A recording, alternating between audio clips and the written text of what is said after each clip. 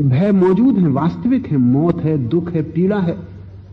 तो एक तो उपाय यह है कि कोई दुख न रह जाए, तब आदमी निर्भय हो जाए, अभय हो जाए, पर दुख तो रहेंगे। कोई दुनिया का विज्ञान आदमी को दुख से मुक्त नहीं कर सकता। एक दुख को बदल के दूसरे दुख में ही डाल सकता है। कोई स्थिति नहीं हो सकती जमीन पर जब कोई दुख ना हो। 5000 साल का अनुभव है।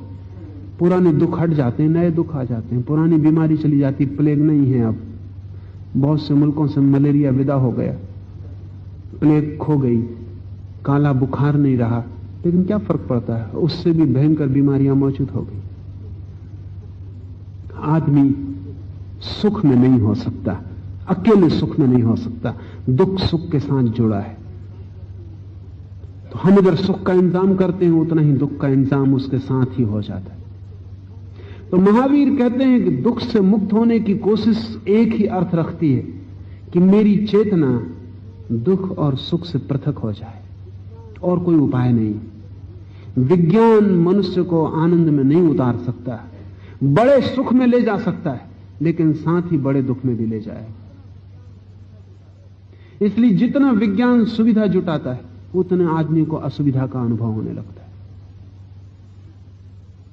एक आदमी धूप में दिन भर काम करता है, उसे धूप का दुख निरंतर अनुभव से कम हो जाता है।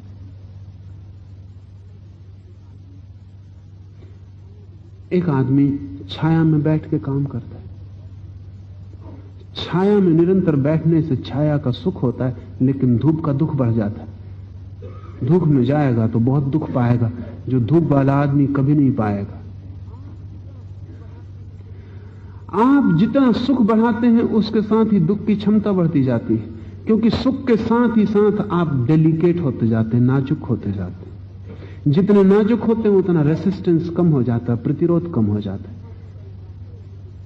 तो हमने सब बीमारियों का इंतजाम कर दिया, लेकिन आदमी का प्रतिरोध कम हो गया। आदमी का प्रतिरोध कम हो जाने से 1000 नई बीमारियां खड़ी हो गई। हम आदमी को जितना सुख देंगे, उतना ही उसके साथ दुख की खाई बढ़ती जाएगी। विज्ञान बड़े सुख दे सकता है, बड़े दुख देगा। महावीर कहते हैं आनंद की तो एक ही संभावना है कि सुख दुख से मैं अपनी चेतना को पृथक कर लूं। राग द्वेष से अलग होने का अर्थ है मैं साक्षी हो जाऊं, न तो मैं किसी के खिलाफ, न किसी के पक्ष में, न तो सुख की आकांक्षा और न दुख का विरोध। जो भी घटित हो मैं उसका देखने वाला रह जाऊं।